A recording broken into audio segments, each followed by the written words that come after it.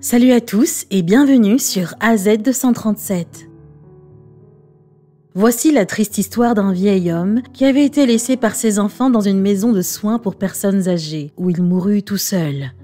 Mais avant sa mort, il laissa quelque chose qui fit pleurer tout le monde.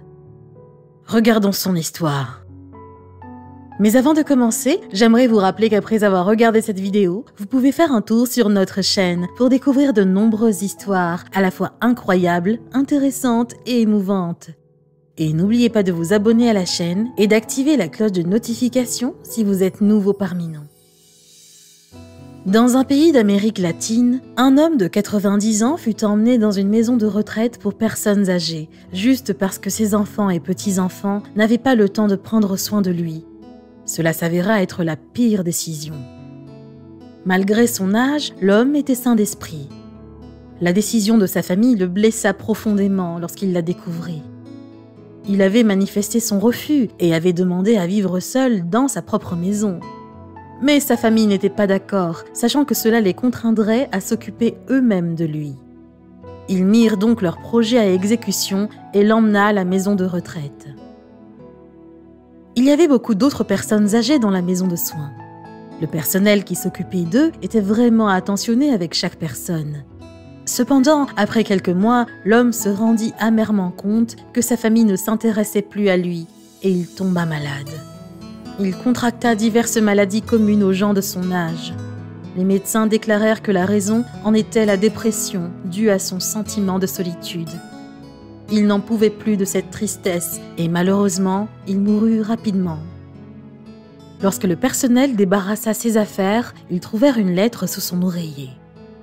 La lettre était adressée à ses proches et ils voulaient la leur donner lors de leur visite. Malheureusement, il n'était jamais venu. L'homme disait dans la lettre : « Mon cher fils, bien que tu n'aies pas eu le courage de prendre soin de moi comme je l'ai fait pour toi autrefois, quand tu n'étais qu'un enfant et que tu ne pouvais même pas encore marcher, je veux que tu saches que je te pardonne. Tous les jours ici, je pense à vous et mes souvenirs me confirment que j'ai vécu une vie fantastique. Mais j'aimerais être chez moi, et même si je n'ai pas autant d'énergie que mes petits-enfants, je suis sûre qu'ils aimeraient se joindre à moi pour jouer et se promener. Vous me manquez. Dis-le à tes frères, et s'il vous plaît, ramenez-moi à la maison. Je promets que je ne vous causerai aucun problème. Mais si je reste ici, mon cœur ne pourra pas le supporter.